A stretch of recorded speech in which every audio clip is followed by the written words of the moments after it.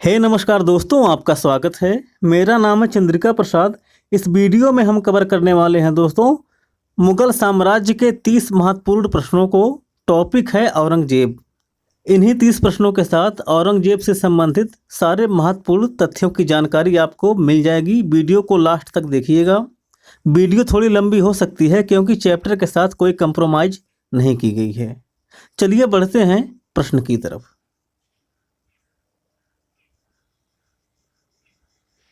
Question number 1। पिता शाहजहां और माता मुमताज महल से औरंगजेब का जन्म उज्जैन के पास दोहद में कब हुआ था? तो इस प्रश्न का सही उत्तर है दोस्तों ऑप्शन नंबर बी, 3 नवंबर 1618 ईस्वी। बढ़ते हैं अगले प्रश्न की तरफ।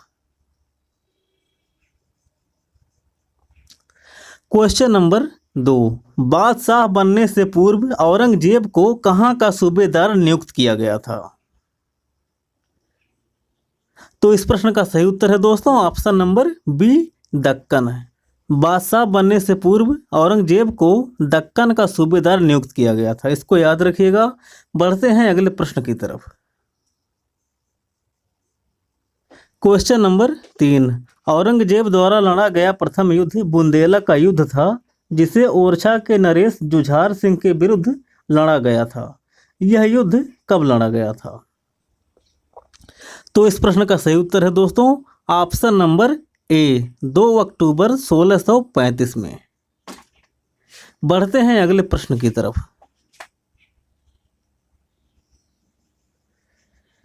Question number 4। औरंगजेब का विवाह फारस के राजघराने की शहजादी दिलरास बानो बेगम के साथ कब हुआ था? तो इस प्रश्न का सही उत्तर है दोस्तों ऑप्शन नंबर बी, 18 मई 1637 ईस्वी। इसको याद रखिएगा। बढ़ते हैं अगले प्रश्न की तरफ। Question number 5। धर्मट का युद्ध किसके बीच लड़ा गया था?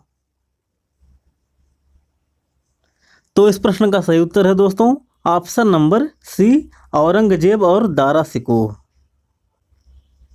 नोट: धर्मट मध्य प्रदेश में उज्जैन के पास स्थित है। उत्तराधिकार का यह युद्ध 15 अप्रैल 1658 में लड़ा गया।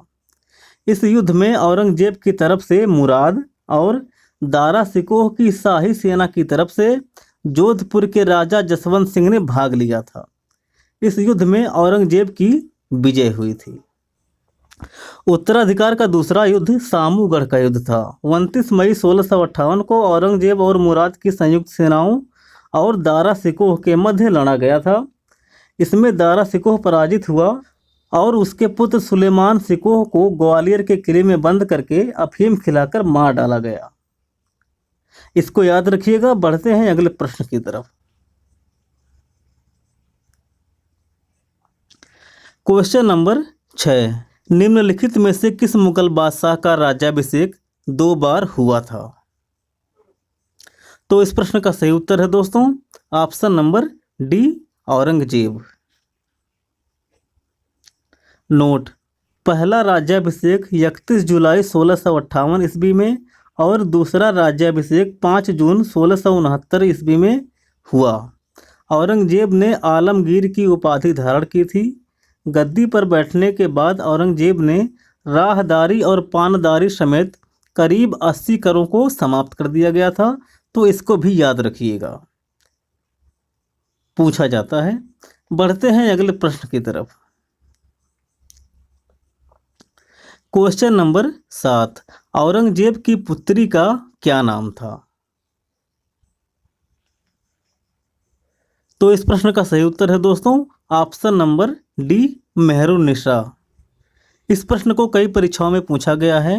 दरअसल मेहरुन्निसा को छोड़कर बाकी तीनों जहां आरा, रोशन आरा और गौहर आरा औरंगजेब की बहन थीं। इसीलिए औरंगजेब की पुत्री का नाम पूछा जाता है, जिसका नाम मेहरुन्निसा था। इसको याद रखिएगा। बढ़ते हैं अगले प्रश्न की तरफ। Question number 8। राजा जय सिंह द्वारा 1665 में पुरंदर के घेरे के समय वहां कौन सा विदेशी यात्री उपस्थित था? तो इस प्रश्न का सही उत्तर है दोस्तों ऑप्शन नंबर सी, मनुची। मनुची वहां पर उपस्थित था उस समय, इसको याद रखिएगा। नोट, पुरंदर की संधि शिवाजी और मुगल सेनापति जय सिंह के मध्य हुआ था। मराठों की 4 पीढ़ियों ने मुगलों से संघर्ष किया था, इसको भी याद रखिएगा। बढ़ते हैं आगे। क्वेश्चन नंबर 9, निम्नलिखित में से किसको जिंदा पीर और दरवेश कहा जाता था? जिंदा पीर और दरवेश। तो इस प्रश्न का सही उत्तर है दोस्तों option number D, Aurangzeb. Aurangzeb को जिंदा पीर और दरवेश कहा जाता था। बढ़ते हैं अगले प्रश्न की तरफ। क्वेश्चन नंबर 10, दिलरास बानो बेगम की मृत्यु 8 अक्टूबर 1657 को कहाँ हुई थी? दिलरास बानो बेगम की मृत्यु 8 अक्टूबर 1657 को कहाँ हुई थी? तो इस प्रश्न का सही उत्तर है दोस्तों option number C, Aurangabad. Note, Aurangzeb ने अपनी पत्नी दिलरास बानो बेगम यानी कि राबिया बीबी को मरणोपरांत राबिया उद दौरानी की उपाधि प्रदान की और औरंगाबाद में उसके लिए बीबी का मकबरा बनवाया, जिसे द्वितीय ताजमहल कहा जाता है। इसकी आलोचना में इसको ताजमहल की फूहड़ नकल कहा जाता है। दरअसल उसमें उतनी चमक नहीं है, इसलिए तो इसको भी याद रखिएगा। बढ़ते हैं अगले प्रश्न की तरफ। क्वेश्चन नंबर 11, नवाब बाई जो औरंगजेब की दूसरी बीबी थी, उसकी मृत्यु 1691 में दिल्ली में हुई थी, उसको कहाँ दफनाया गया था?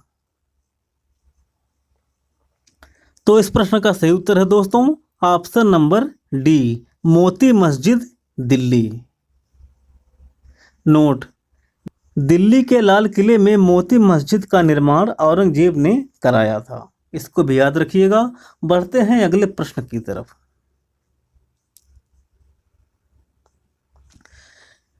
क्वेश्चन नंबर 12, औरंगजेब ने दक्षिण में जिन 2 राज्यों को विजित किया वह कौन थे? तो इस प्रश्न का सही उत्तर है दोस्तों ऑप्शन नंबर बी, बीजापुर और गोलकुंडा। नोट, बीजापुर को 1686 में और गोलकुंडा को 1687 में जीत लिया गया। कहा जाता है कि औरंगजेब ने गोलकुंडा के किलों को उसी तरह सोने की कुंजियों से खोला था जिस तरह अकबर ने असीरगढ़ के किले को खोला था, इसको याद रखिएगा। बढ़ते हैं अगले प्रश्न की तरफ। क्वेश्चन नंबर 13, औरंगजेब ने मुगलों के दक्षिण सूबों की राजधानी किसे बनाया था? औरंगजेब ने मुगलों के दक्षिण सूबों की राजधानी किसे बनाया था? तो इस प्रश्न का सही उत्तर है दोस्तों option number D, Aurangabad. Aurangabad Maharashtra में है, इसको याद रखिएगा। बढ़ते हैं अगले प्रश्न की तरफ। क्वेश्चन नंबर 14, औरंगजेब के विरुद्ध उत्तर भारत में हुए विद्रोहों का सही क्रम बताइए। औरंगजेब के विरुद्ध हुए उत्तर भारत में विद्रोहों का सही क्रम बताइए। तो इस प्रश्न का सही उत्तर है दोस्तों option number C, Jat, Bundela, Satnami, Sikh. यह सीरियल आप याद रखिएगा, इसको पूछा जाता है।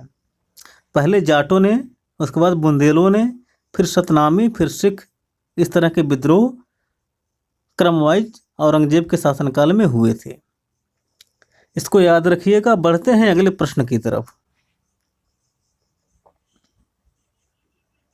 क्वेश्चन नंबर 15, औरंगजेब के विरुद्ध 1669 में मथुरा के जाटों ने प्रथम संगठित विद्रोह किसके नेतृत्व में किया था?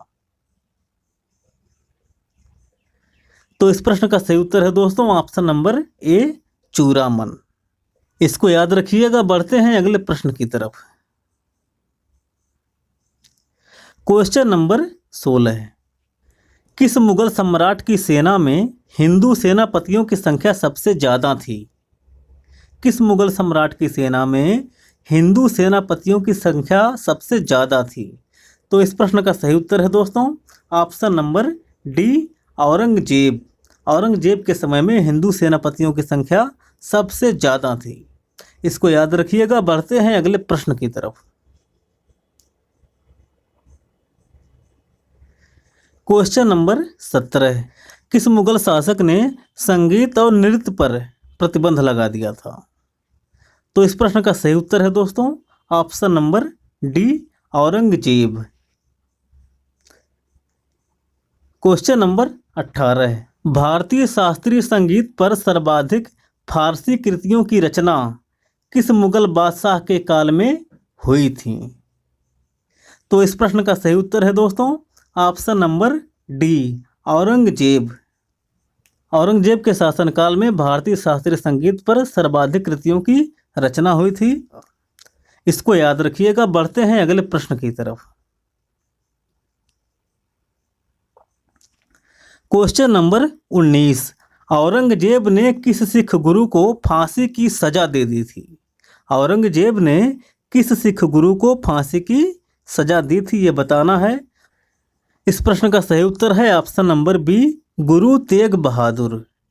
गुरु तेग बहादुर दोस्तों सिखों के 9वें गुरु थे। इसको याद रखिएगा। बढ़ते हैं अगले प्रश्न की तरफ। क्वेश्चन नंबर 20, औरंगजेब ने सभी अंग्रेजों को गिरफ्तार करने और उनके सभी कारखानों को बंद करने का आदेश क्यों दिया? औरंगजेब ने सभी अंग्रेजों को गिरफ्तार करने और उनके सभी कारखानों को बंद करने का आदेश क्यों दिया? तो इस प्रश्न का सही उत्तर है ऑप्शन नंबर बी, अंग्रेजों ने बंगाल में स्थानीय शुल्क देने से इनकार किया था, इसलिए। तो इसको याद रखिएगा। बढ़ते हैं अगले प्रश्न की तरफ। क्वेश्चन नंबर 21, किसके शासनकाल में जजिया कर को पुनः लगाया गया? किसके शासनकाल में जजिया कर को पुनः लगाया गया? तो इस प्रश्न का सही उत्तर है option number A, Aurangzeb. Aurangzeb के शासनकाल में जजिया कर को पुनः लगाया गया। जजिया कर को अकबर ने बंद कर दिया था। इसको याद रखिएगा। बढ़ते हैं अगले प्रश्न की तरफ। क्वेश्चन नंबर 22, औरंगजेब द्वारा चलाए गए जिहाद का क्या अर्थ था? औरंगजेब द्वारा चलाए गए जिहाद का क्या अर्थ था? तो इस प्रश्न का सही उत्तर है दोस्तों ऑप्शन नंबर सी, दारुल इस्लाम। धर्म युद्ध या पवित्र युद्ध भी इसको कहा जाता है।